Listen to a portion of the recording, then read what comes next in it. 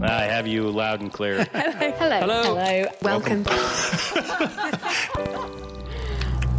Science. And that is to say, physics, medicine, nature, or space, time, the brain, life, the universe.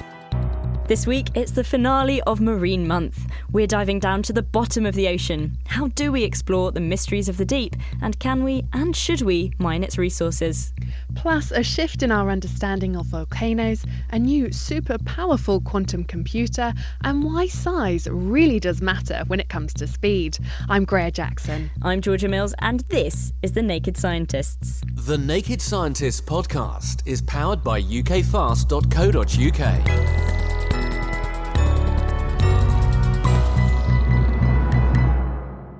Every day, thousands of people around the world suffer serious injuries from accidents. Many die at the scene, but a significant number survive the initial insult, only to develop a fatal complication later called multiple organ dysfunction syndrome. But why do these victims die, and who's at risk? Jo Shepherd is a surgeon based in London. She's been looking into this, and she explained her results to Chris Smith. We looked at the very early immune response to trauma, so major injury, and this can include anything from being hit by a bus, being stabbed, falling from a height, so any physical injury to the body. About 50 patients a day in the UK die from critical injuries such as these, but in those who survive, there's a huge chance of developing what we call multiple organ dysfunction syndrome, which is essentially a failure of organs in the body, including the heart, lungs, liver, kidneys, and brain. And even though they've not been directly injured, the body's immune response can become disrupted or exaggerated, and we think that this causes organ dysfunction. So you'd quite like to know who the people are who are at risk of developing that, so you can anticipate it and then perhaps even stop it.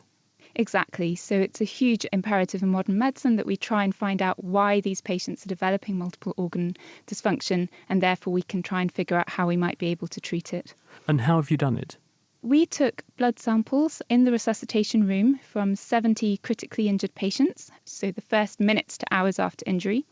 And what we've done is to try and study the immune cell composition within those blood samples, looking both at the numbers of different types of immune cell in the blood, as well as the genes that might be affecting those immune cells. And your rationale is that if you look at what the genes are, and you look at what the cells are, and you know which patients go on to develop this syndrome, you're looking for a sort of cell and gene fingerprint, which is a predictor of who might be at risk of developing this multi-organ dysfunction syndrome. Exactly. So we're looking to see what genes in our immune cells are activated and what genes are maybe downregulated or suppressed. So we think if we can find out what those initial key actors are in the first minutes to hours after injury, we might be able to figure out what is driving this huge response that we see later on down the line. And that's not only useful for predicting organ dysfunction, but it also opens up a huge avenue for discovery research to see are there any therapeutics that we might be able to develop that can maybe modify that response. And how far have you got? Have you got some fingerprint changes now that are good predictors of people who might be at risk? Yes, so we found that in the first window of injury, so that hyperacute phase, there are very specific immune changes that occur in that time frame, which by 24 hours are no longer visible. And we found a couple of key areas which might be important for subsequent development of therapeutics. One is the role of blood immune cells, things like natural killer cells, which are a type of white blood cell. Neutrophils are also implicated in this response. And so these are two cell types that we can start to work with to see if there's anything we can develop to alter their response. But also certain cellular pathways, so cell death pathways were also featured very prominently. And if we can find a drug or a therapeutic that can enhance cell survival, then we may be able to protect against organ dysfunction. Do you think these people who you see who are at risk, is that something that they're born with, as in that's part of their genetic repertoire? Or is it that the pre-existing situation, perhaps they'd had a viral infection or they had something else wrong with their health that put them into this vulnerable state? We don't fully know the answer to that. We don't know if it's because of a patient's individual genetic makeup or something that might have affected their genes as they were growing up or up until the point that they had the injury, or whether it's something to do with the injury itself specifically. These are still big questions that we need to answer in order to fully understand why some patients develop multiple organ dysfunction syndrome. Still sounds promising, doesn't it? Jo Shepherd, she's based at Queen Mary University of London, and if you want to find out more, the work she was discussing came out this week in the journal PLOS Medicine. Now it's time for some explosive science, volcanoes. When volcanoes erupt, large amounts of carbon are released into the atmosphere. Historically, we've believed this carbon came from deep inside the Earth. However, new research from Cambridge University has upended this notion. We're joined by Sasha Turchin, one of the authors of the new paper, which is out this week in Science. So first off, Sasha, why were you interested in this problem? Well, we're really interested in understanding how carbon moves around the planet. So when we think about the carbon cycle, you often think about the movement of carbon between the atmosphere or into the biosphere or into the oceans. And on geological timescales, so tens of millions of years or hundreds of millions of years, we think about the carbon cycle as carbon that comes from volcanoes into the surface of the planet and eventually, after a certain amount of time, will become a rock or a mineral and return back down into the mantle or back down into a sort of rock form where it's locked up for a while. And that geological carbon cycle, it's been an open question for a little while to understand exactly how carbon is coming out of the surface of the planet and how it actually gets removed from the surface of the planet. Okay, so you were interested in where this carbon was actually coming from. The volcano shoots it out into the atmosphere, but where is it from originally? So how did you go about looking into this? So we use something called isotope ratios. So when we think of carbon, you think of carbon having 6 protons and 6 neutrons. But actually, 1% of all carbon has an extra neutron in the nucleus. And so because of that, we can actually use that ratio of the heavy carbon to the light carbon to understand the source of that carbon. So recently, we had this question a long time ago, maybe 7 or 8 years ago, and there weren't many measurements made just yet. And over the last sort of 7, 8 years, there's been many more measurements. There's been an explosion in the number of measurements that are reported in the literature. And so when we went and revisited this question with a master's student, Emily Mason, who's the lead author of the study, we went back this past fall, we could see that there was actually enough data that had been developed of this isotope ratio, which is effectively a chemical fingerprint of where the carbon comes from, to be able to say something that was significant. I'll ask you where you found the carbon was from in a second, but I'm curious. I'm imagining someone with a test tube standing over a volcano. How do you get these samples? Well, there are some test tubes over volcanoes, but no one falls in anymore. Oftentimes, one of the advances that's happened in the last 7 or 8 years is that the analytical capabilities have meant that you need smaller and smaller sample sizes. And that has allowed people to take very small vials, either from fumarole gases or through bags attached to pumps on the ends of, say, camping poles. So I've sampled things like methane in salt marshes. And there we can take a tent pole with a bag and you can actually just swirl it using a small vacuum pump and you can sample it in about a minute or two. And so in a similar way, you can do this. You don't do this in super hot parts of the volcano, but in sort of some of the more dispersed parts of the volcano, you can sample the gases pretty easy. You can also do, another advance that's been great in the last few years is you can make some of these measurements on site, which has allowed for more measurements to be made. So what did you find? Where is this carbon that the volcanoes are shooting out? Where is it coming from? A lot of it is coming from the surface.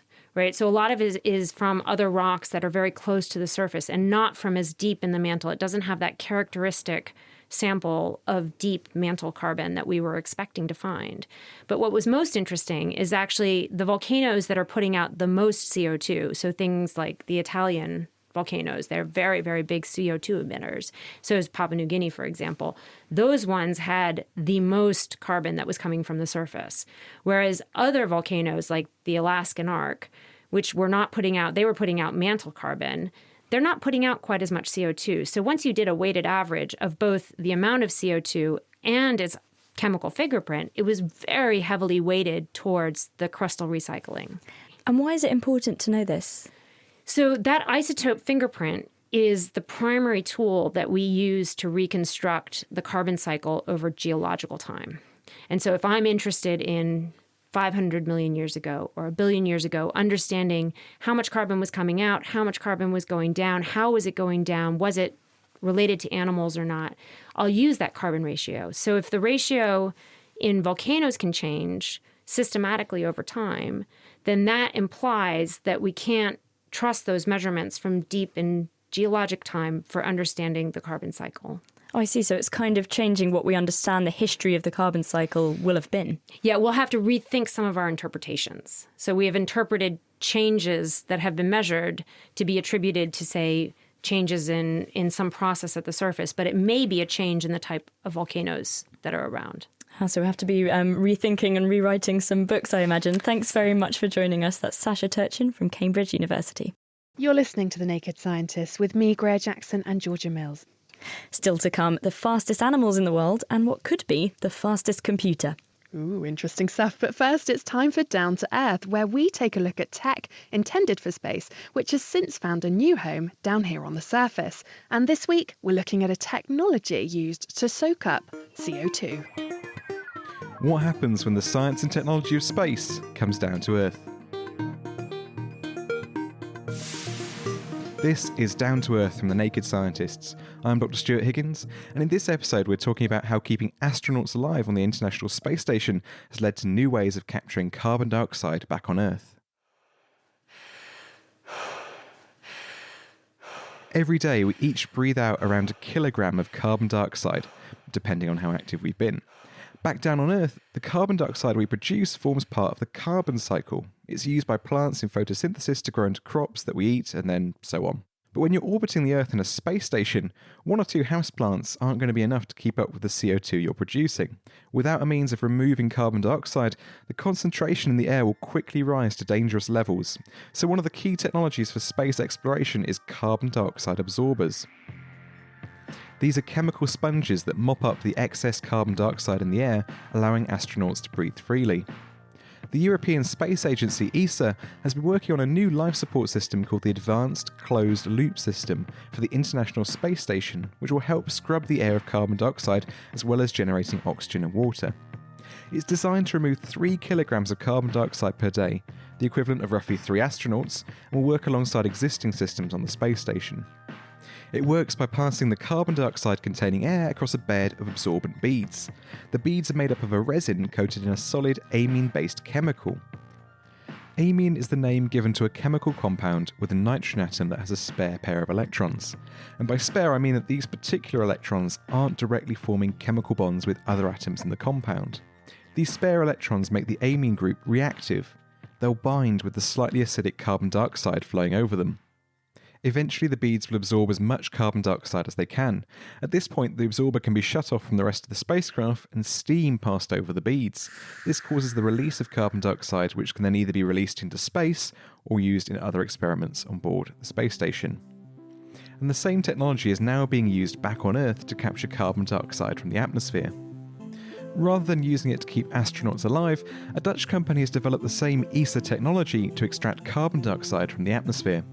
They aim to use it to improve the atmosphere in closed environments such as airplanes and crowded buildings, and as a way of creating a continuous supply of carbon dioxide. For example, for farmers who might want to raise the carbon dioxide levels in their greenhouses to help plants grow. That was Down to Earth from The Naked Scientists, and join me again soon to learn about more space technology that's changing lives back on Earth.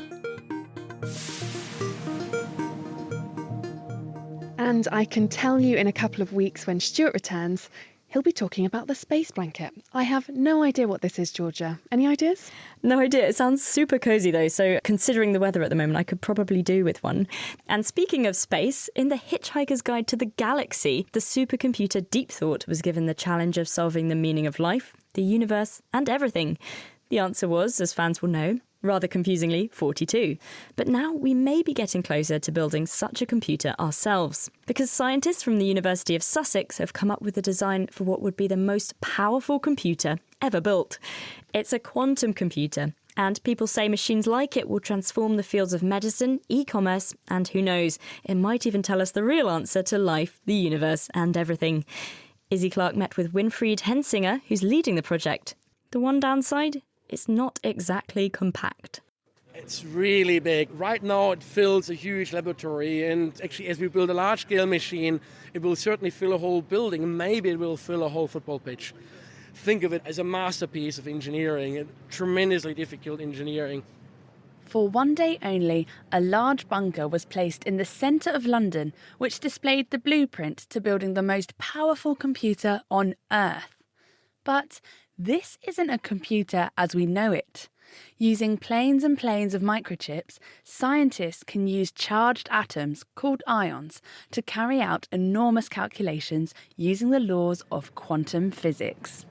Quantum physics is a very, very strange theory and has really weird predictions.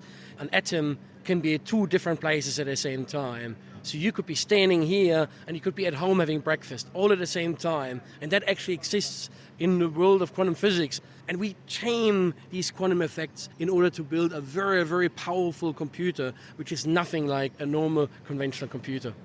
The key to this quantum computer is that its circuit can operate by not just being on or off, like a switch, but by occupying a state that is both on and off at the same time. This is down to quantum mechanics, which allow very small particles to be in different places simultaneously, where they stay in these states until they are either observed or disturbed. It's a bit like flipping a coin. The coin is both heads and tails when it's in the air, but it's only heads or tails once it's caught. What you actually see is a very authentic model of a quantum computer as we have it in our lab at the University of Sussex, which have a vacuum better than that of outer space. And inside these vacuum systems, there are microchips, silicon microchips. We've developed a new way where you apply voltages to one of these silicon microchips, and we use these to produce electric fields, and these electric fields make individual charged atoms or ions levitate above the surface. What we showed is a new type of approach to quantum computing. It's on these small particles that information is encoded. Our standard computers carry information in bits with values of 0 or 1.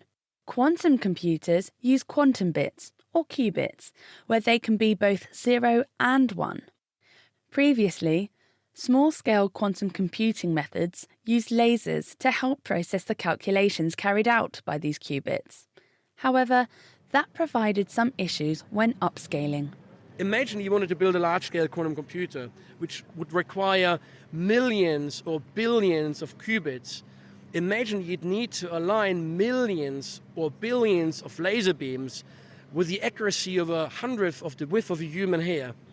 What we've done is we've taken away all this requirement of using all these laser beams and instead replaced that with voltages to apply to a microchip. Because these qubits can be multiple values at the same time, more information can be encoded on them.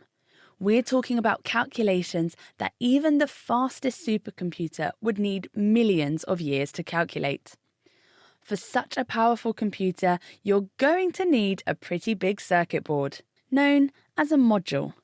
It's a large flat microchip that contains lots of routes for the ion to move across, along with the control electronics that allow this movement. Their motion actually looks a bit like a game of Pac-Man. And more modules means more ions, and that's what increases the computational power. We've developed a new way to connect modules.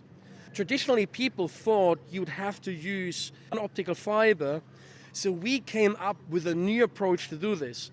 We move ions using electric field connections from one module to another, and with that we're going to be able to do this 100,000 times faster than the state-of-the-art technology around right now. And so this is the second exciting breakthrough we have. In some aspects, a quantum computer works in a similar way to a standard computer, running calculations based on an input. But thanks to quantum, both the information a quantum computer can store and its power is incomparable. Imagine you were looking for someone in a public phone book. The standard process would be to go through each entry individually until you found the right person. Because these ions can take multiple states, a quantum computer would be able to search every name and number, so that's every single possible answer, all at the same time. But what can we use these quantum computers for? Quantum computers can tackle problems even the fastest supercomputer may take billions of years. It's a whole new set of opportunities. So, for example, creating chemical reactions, like creating new pharmaceuticals, being able to understand how to make new materials, stronger materials, but lighter materials. Think about optimizations on the stock market. Very quickly, classical computers just run out of computational power. It's more like getting a new capability which we didn't have before. But will it do Facebook? We'll just have to wait and see. That was Izzy Clark speaking with Winfried Hensinger from the University of Sussex. Now, from fast computers to quick creatures, how fast should an animal be able to move? And why are the biggest animals, which often pack more muscle, not the fastest? Well, that's what Yale scientist Walter Yetz was wondering, and so he and his colleagues looked at hundreds of animal species and have come up with a new theory that successfully puts a speed limit on most species. Tom Crawford heard how it works. There is a theoretical maximum speed that is expected to increase with body size. However, in order to actually get to any speed, you need to first accelerate, and that's where the crux is for the really large-bodied animals. They need much, much longer time, given their larger size, to accelerate. That's why it takes a really large truck longer to get up to 60 miles an hour than it does a small car or indeed a motorbike. And what we were able to show is that large-bodied animals simply don't have sufficient amount of energy on board, if you will, to ever get there. Yeah, and in terms of maximum speeds, I noticed that, as you mentioned, in general, the speed increases with the body mass and the size of the animal, and then it begins to tail off and decreases with the large animals. It's almost like a hump shape. Correct, and it's really fascinating. The relationship applies all the way down to insects well below a gram size, and then reaches this peak at medium to large-bodied animals, and then drops off. Our theory does a good job, we believe, in actually showing what is maximally possible. But then how close you're getting to that will really depend on what your particular evolutionary group that you're in happens to have tried to maximize over the millions of years in which it has evolved. Think about leopard or cheetahs. They're actually smaller than us, but they are, of course, the fastest land animals. And there you're looking at a group that's really, over millions of years, evolved to outrun their prey. And how successful did your theory fit the actual data? So the first author of the study, Miriam Hert, spent a substantial time trawling through the literature, contacting experts, and in the end, we were able to pull data for about 450 species. And across those 450 species, both on land, in air, and in the water, we were able to predict the observed variation tremendously well with the theory that we have developed. What can we hope to learn from a study such as this? Movement is a really fundamental aspect of life. The theory that we developed helps provide a base expectation about what is the maximum possible speed for animals of a given size. It offers up a really interesting sort of comparison to then see, okay, how far in fact is a given species from that maximum possible speed. So it can teach us a lot about the various trade-offs that a species group may have gone through in the course of evolution. Where do we fit into this as humans? We humans actually are not too far above that sweet spot where there is enough time and energy, given this body size, to actually get close to the theoretically possible maximum speed.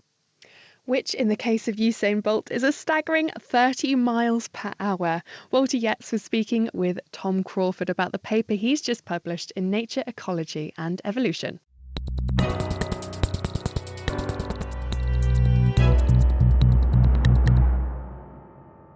This is The Naked Scientist with me, Georgia Mills, and with Greer Jackson. And this week, we're finding ourselves in very deep water. During the last 4 shows, we've paddled at the beach, we've gone diving through the reef, and we've journeyed way out into the open ocean.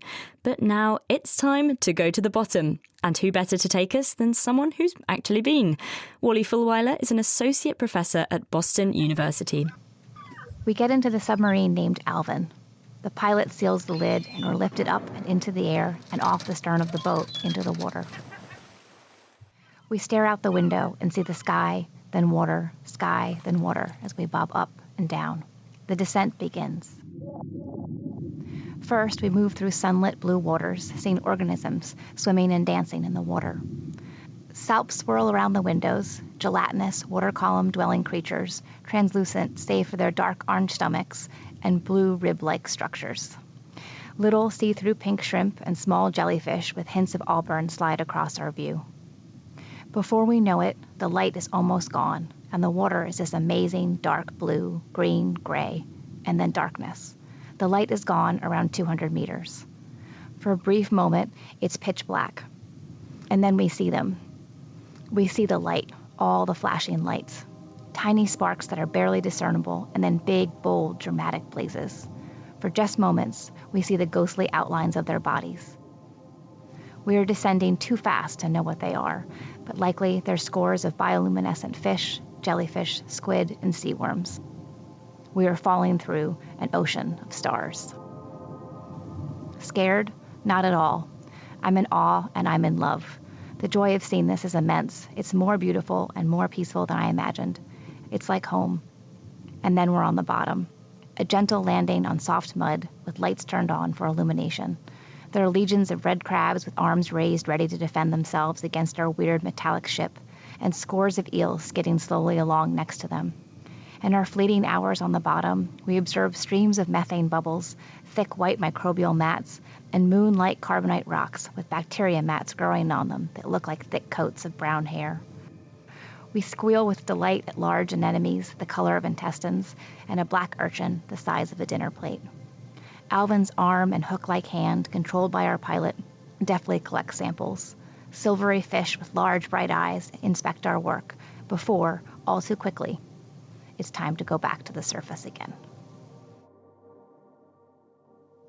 Thank you for relating that. That sounds fascinating. And the thing you mentioned is that you weren't scared at all, but it does sound quite scary and also quite claustrophobic. How big was this thing you were sitting in?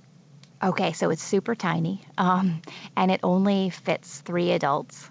So there's a pilot, and he sort of sits in the middle of you, facing forward, and then there's a bench on either side of the pilot for one of the divers. And you can sit there, or the bench, you can kind of lie down on it, but it absolutely is very tight and closed. And so how deep did you go? So we got to go to 1,100 meters. And how does that compare with how deep other people have gone? Most of our ocean hasn't been explored, right? And the Alvin can actually go to a depth of 4,500 meters right now. And its recent upgrades, it's really close to being able to go to 6,500 meters. So if it goes to 6,500 meters, it can explore over 90% of the ocean. But right now, it's still rated at the 4,500 meters. The deepest anyone has gone, actually, is James Cameron, that movie director, and he went down in the Mariana Trench a couple of years ago, and he went down over 10,000 meters. You mentioned this submarine, it's called the Alvin. What is the Alvin's purpose?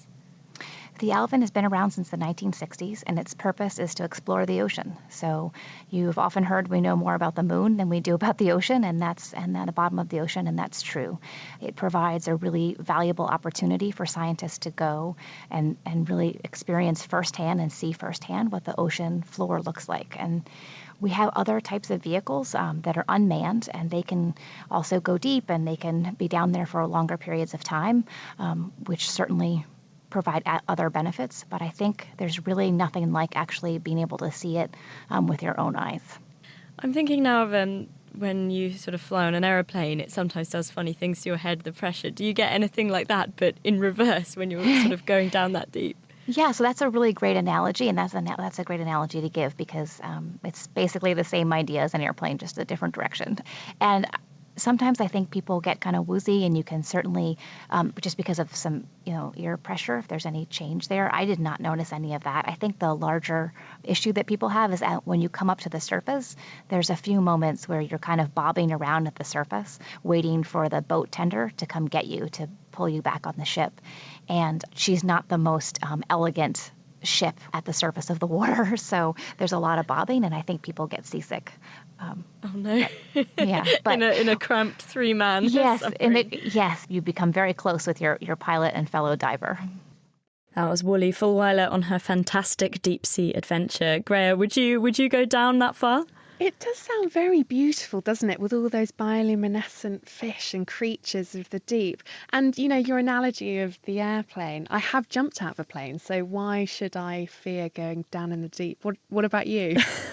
Unlike you, Greta, I'm a tremendous coward, so I think I'll leave you to it. Well, someone's got to do it, don't they? Or maybe something should do it. As well as sending people down, you can send autonomous submarines. Professor Russ Wynn is Chief Scientist of Marine Robotics at National Oceanography Centre. He joins us now.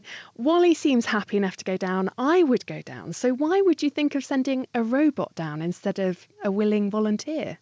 There's a lot of different uses of marine robots in the sea, and some of them are either dull or dangerous or what we might call dirty. So there's applications in the marine environment where we might want to send out a marine robot to do something for months at a time. That would be really boring if you were down there doing it yourself.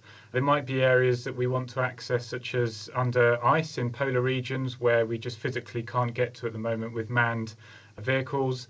And there might also be areas where we would need to respond rapidly in a situation that could be both dirty and dangerous, like an oil spill, where the ability to send a robot out quickly or to send 100 robots out quickly would give us an advantage. And again, that's just something we couldn't do with manned vehicles. Lots of applications there, but also down there you have to deal with astonishing pressures. How do you engineer something to ensure that they just don't get crushed under all that weight? Well, we run a fleet of yellow submarines at Southampton that are depth rated down to 6,000 metres. And actually, when you see the yellow submarine, and some of the listeners will be familiar with the sort of images of Boating McBoatface and other yellow I'm subs. thinking of the Beatles. We all live in a yellow submarine. Exactly. So that's really what they look like. They just don't have people in. And the actual outer shell is fiberglass and it's free flooding, so that outer shell isn't totally depth rated to those pressures. What we have inside, the important bits of the vehicle, like the computer, the batteries, the sensors, they're all individually pressure rated and inside aluminium or titanium housings that mean that they can withstand pressure down at depths up to 6,000 metres. And when you say flooding, do you mean literally parts of the submarine flood whilst these other areas, these electronics, don't flood? That's right, yeah. So the outer hull, as it were, the water comes into that, and so it's neutrally buoyant effectively, and then the inner important bits, the guts of the machine, are the ones that we really protect. It's a bit like a human being. You've got your rib cage protects your really important bits, but your skin is what's holding all the water in. It's an interesting thought, isn't it? I dread to think what would happen to our skin if we went down that deep. Now, are these things entirely autonomous, or are they something that you control from the surface? So at the moment we have two types. We have surface vehicles that we can control via and communicate with via satellite, a little bit like mobile phone communication. So with those surface vehicles we can keep in contact with them all the time, get data back from them and talk to them and command them to do different things. For the vehicles that go down into the depths, at the moment they typically have an endurance of a few hours to a few days. And what we'll do is we'll give them a mission that will go into the computer of the vehicle. The vehicle will then go and complete its mission as best it can, and then it will come back to the surface and it will be collected. So at the moment they're relatively unintelligent, and what we're moving into now is an era where those vehicles will actually be able to adapt to the environment that they're in. So if they find something interesting on the seabed, they will be able to make a decision about how they then go and change their strategy to go and look at that in more detail. And also we're looking at having the vehicles processing a lot of the data they collect on board, and they can only then send snippets of those data back to us, maybe via a surface vehicle that acts as like an acoustic communications gateway. And that way it means that they're sending back the really important bits of information so that the pilot back home can then make a decision about what to do next.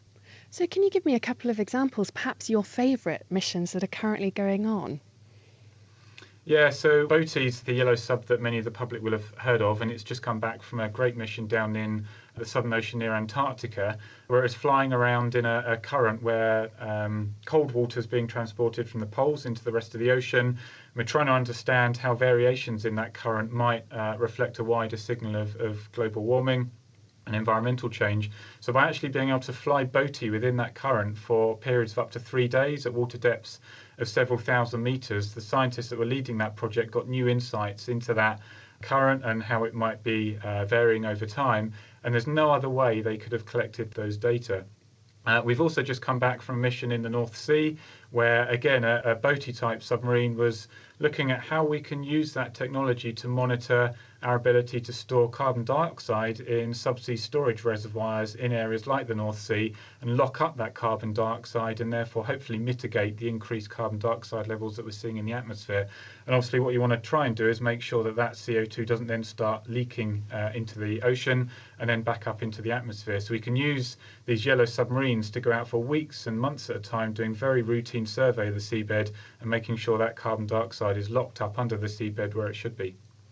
Oh, I do like the fact that this Sir David Attenborough's boat was called, the submarine on board was called Boating McBoatface. What was the one from the North Sea, the CO2 mapping submarine called? Well, the vehicle, the technical name is AutoSub Long Range. It's a vehicle that our engineers developed at the National Oceanography Centre, but actually it's that AutoSub Long Range family is what we're now calling the Boaty family. So there's not just one Boaty submarine, there's 3, and soon there's going to be 6. So that family is growing quite quickly, and we've got all sorts of ambitious missions planned for that family of vehicles in the next few months and years. God, imagine that, a whole family of Boaty McBoatfaces. Many thanks, Professor Russ Wynn from the National Oceanography Centre. You're listening to The Naked Scientist with me, Georgia Mills, and with Greya Jackson. As we just heard, deep-sea robots usually come back to us. But over the last few hundred years, not all vessels have been so lucky. Countless ships and planes have gone down somewhere in the ocean, and finding them is no mean feat. One such vessel was the SS Central America, which sunk in 1857. It was known as the Ship of Gold, and when it went down, it had 14,000 kilograms of gold on board. Obviously, a lot of people were quite keen to find it, but it remained undiscovered. Until, that is, a team of people decided to use something called Bayesian search theory, which involves making a map of probabilities using all available data. Larry Stone from Metron Scientific Solutions was involved in the search. The way we went about this search was using this Bayesian theory. The information available was a last recorded position from Captain Herndon, who was the captain of the ship SS Central America, who actually went down with the ship, by the way, but he hollered this position across to a passing ship at about 6 o'clock at night. The ship went down at 8 o'clock. There were passing ships that saw the Central America. Survivors were recovered the next morning at about 8 o'clock, and we had a position for that ship that recovered them. So you put together all this information in this Bayesian framework, and the way you do this is by quantifying your uncertainties in terms of probability distributions, and then combining the information into your probability map using something called likelihood functions. And likelihood functions are these common currency of information in this Bayesian analysis. And you put together all these clues, and that's part of the trick here, because the Bayesian approach is a principled approach for incorporating all the information available to you, both objective and subjective, to produce a probability map for the location of the wreck. And what the probability map tells you is those places that are high probability for the location of the wreck and those that are low. And the high probability areas are where you want to search. Let's break this down. You've lost your favourite hat, you idiot. So how can Bayesian theory help you find it? Well, you know you often leave it in your bedroom, so it's quite likely to be in there. But you also sometimes wear it in your kitchen. And a friend tells you he last saw it in your study. You draw up a grid of locations using all the data available to work out the probability of finding the hat in each location. Maybe taking everything into account, it's got a 70% chance of turning up in your bedroom, but only 20% of being in the bathroom. But what makes this special is that you can update your data as you go. For example, another friend says they heard a rumour it was in the attic, so you increase the probability of it being there. Or you search a room once and don't find it, so the probability it's there reduces. And this is key. Even if you've looked in a place, it can still have a higher probability than being somewhere else. So, according to your model, it sometimes makes sense to search somewhere twice before searching somewhere else. Now, imagine you've got a lot more data, a lot more places to look, a few more computer processes to play with, and that's largely how Bayesian theory is used to find wrecks full of gold on the bottom of the sea. Speaking of which... And in the case of the SS Central America, this worked out. We found the wreck, and they recovered a ton of gold bars and coins, and sailed back into the harbor to Norfolk and to bands and newspapers and televisions showing their arrival. It's the find of the century. Maths, of all things, is used to find a ship lost for hundreds of years, and everyone ends up rich and lives happily ever after. Well, sadly, it didn't quite end that way. First off, the old insurance companies who'd paid out when the original ship sank demanded and were awarded in court a substantial amount of the gold recovered. And then it was up to Tommy Thompson, the team leader, to divvy up the rest between the investors. But no, for some reason he didn't do that. He didn't sell the gold. He didn't give the investors any information about what he was doing with the money. He borrowed a lot of money. And finally, the investors asked him to show up in court to explain what he did with the money. Instead of showing up in court in Ohio, he fled to Florida for a couple of years and was finally arrested down there, and he's now in jail until he will tell people, the investors, what he did with the money. So that's the sad end of that story, unfortunately. While this story doesn't have a particularly happy ending, Bayesian theory is still used all the time in modern-day search operations. We did this also for the search for the Air France 447 flight that crashed on its way from Rio to Paris. The people in charge of that search were the BEA, the French Bureau of Inquiries and Analyses, and they had for two summer seasons, searched unsuccessfully for that wreck. And then they contacted Metron and me and said, would you use all the information available for this from this search, not only the last reported position of the aircraft, but the debris that drifted and was picked up, and all the unsuccessful search that was done. So we incorporated all that into a probability distribution for them.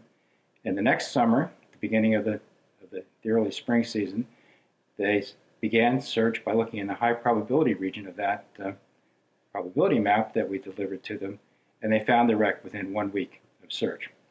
So that's a big success story. Oh, Doesn't wow. always happen that way, but it's very satisfying when it does. So if you don't pay attention to maths in class, just remember it can help you to find sunken treasure ships or land you in prison. That was Larry Stone there from Metron Scientific Solutions. Now we can explore the deep with robots, manned submarines, and we can even use maths to help us find certain things. But why? Well, apart from salvaging things we've lost, like gold, there is also an entire hidden world with new creatures and rare chemistries waiting to be understood. In fact, the bottom of the ocean is of interest to many mining companies, as it's rich in rare earth elements. But should we mine the deep? Joining us is Dr. John Copley from the University of Southampton. First up, John, what's down there of interest? Why do we want it so much? It's the metals that we need for our everyday lives. So modern technology needs a lot of things like copper. Your family car's got about 30 kilograms of copper in it, but a hybrid car that emits less CO2 needs about 70 kilograms of copper. And then there are these metals called rare earth elements that we need in high technology sort of devices. So things like touch screens use something called indium. There's neodymium, which we use to make really efficient magnets that we need for things like wind turbines. So there's an increasing demand for these metals for our everyday lives. And there are sources of those metals on the ocean floor. So that's why people are starting to get interested in trying to see if we can mine what's down there. And there are really three types of mineral deposit on the ocean floor. There's hot vents where mineral spires grow that are very rich in copper. Then there are manganese nodules. They're sort of new potato-sized little nodules on the ocean floor. They've got a lot of rare earth elements in them. And then there are crusts that form around the edge of undersea mountains called seamounts. And again, they're potentially very rich in rare earth elements. You paint a beautiful picture of all these things growing on the sea floor, but how would you get them? Would you drill them? Would you dredge them? Well, one of the attractions of deep sea mining is, unlike mining on land where you have to burrow, tunnel down through a lot of rock to get to the things you're interested in mining, these are sitting on the ocean floor. So if you can get down through the water, then potentially you can scoop those resources up. And of course, we have the technology, as we've been hearing about in this program, to operate in deep water. And a lot of it's been developed for offshore oil and gas, for the sort of remotely operated vehicles that people use to do things on the ocean floor. You can adapt and develop that kind of technology potentially into mining machines for the deep. I know it was talked originally about in the 60s, and now you say it's feasible, but is it economically viable? It always sits on a bit of a knife edge. Supply and demand there's also some complex economics involved. But back in the 60s, there wasn't the demand for the rare earth elements that we have with modern technology today. So that is changing things. Now, although they're called rare earth elements, they're not actually necessarily that rare. It's just that some countries control about 90% of the deposits known on land. So governments are really interested in long-term sort of security of supply, trying to ensure that we don't get caught in any monopolies in the future, and therefore interested in exploring new sources. Okay, I see. Presumably, though, this is the similar problem at the bottom of the ocean. Who owns that bit of land? Yeah, although who owns what at the bottom of the ocean has actually already been decided at the United Nations through something called the UN Convention on the Law of the Sea. And that means that if you have a coastline, you get 200 nautical miles, which is about 370 kilometres, of ocean stretching out from your coastline, unless you bump into someone else's claim, in which case you split it down the middle. And then beyond that, a lot of the ocean is international waters.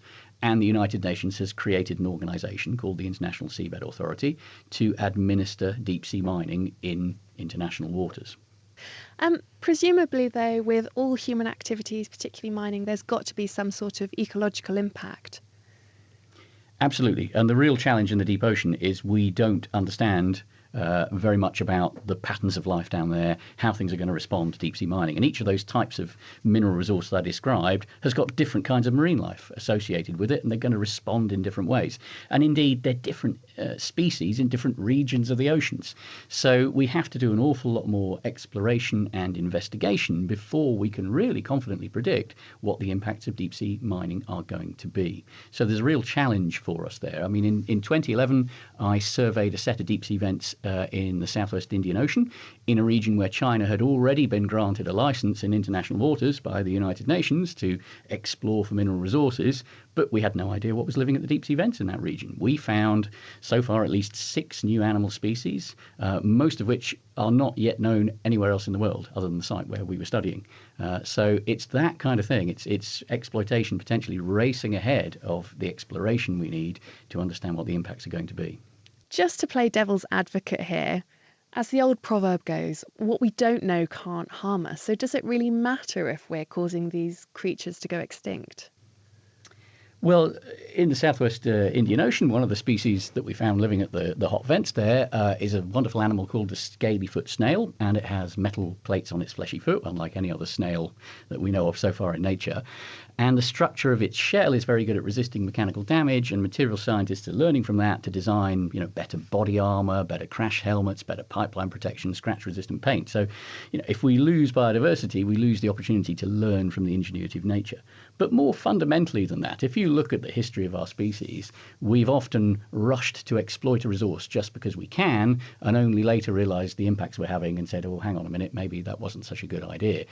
So deep sea mining really fundamentally offers us an opportunity to show whether we've grown up as a species. Are we still really an adolescent species that just does things because it can? Or can we once show that we've developed the wisdom to pause and decide, whether we should go ahead and do something rather than just rush in and do it because we can? It's definitely food for thought. Many thanks, John Copley. And John, I'm going to keep you here for a bit because we've been having great fun this Marine Month looking at all aspects of the ocean, but we haven't asked the main question, which is, why should we care about the ocean?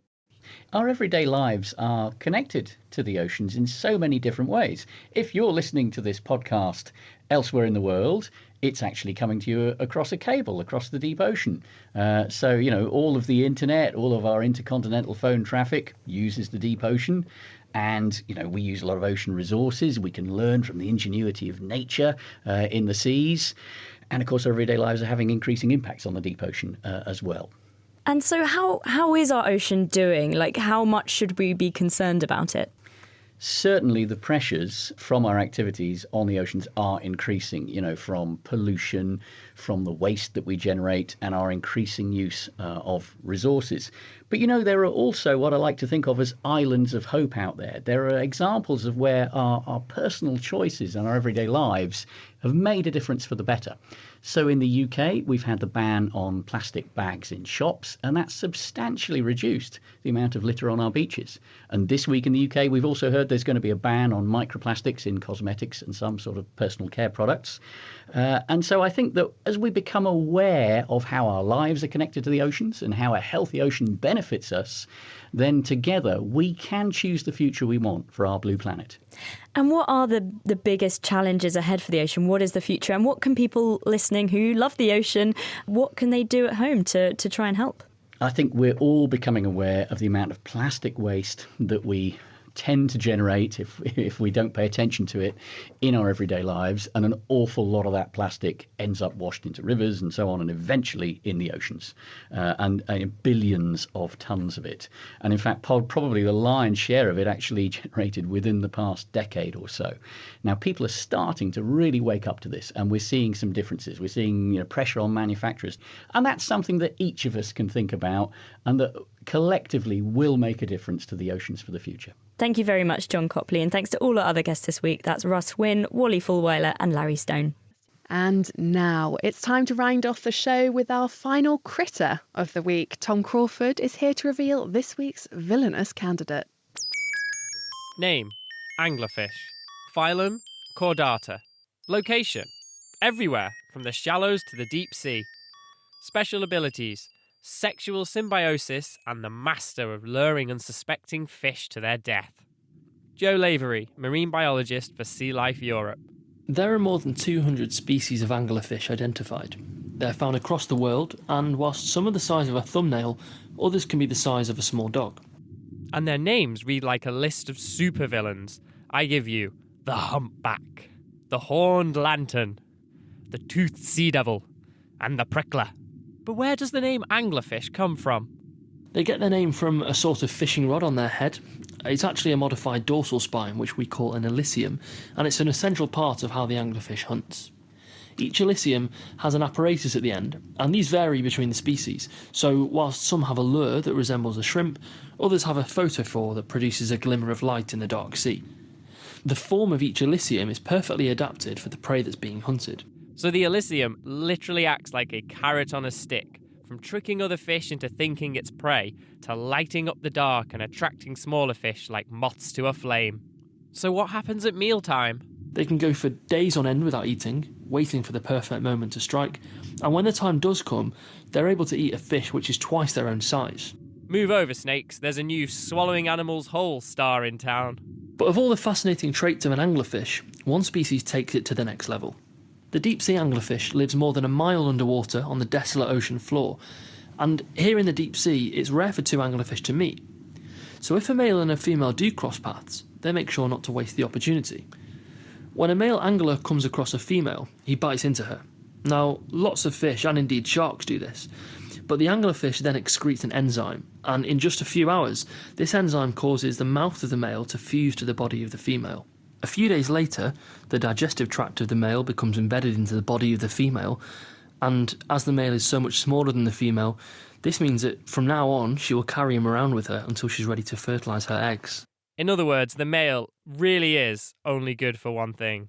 Thanks to Joe for talking us through the whole animal swallowing, male enveloping, carrot on a stick wearing supervillain that is the anglerfish, our critter of the week. Oh, which critter gets your vote? The hermit crab, the sea anemone, the jellyfish or the anglerfish? Let us know. You can find us on Twitter or Facebook.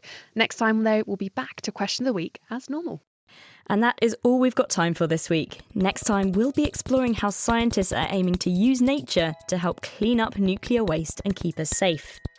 The Naked Scientist comes to you from Cambridge University and it's supported by the STFC, the EPSRC and Rolls-Royce. I'm Georgia Mills and thank you very much for listening. Goodbye.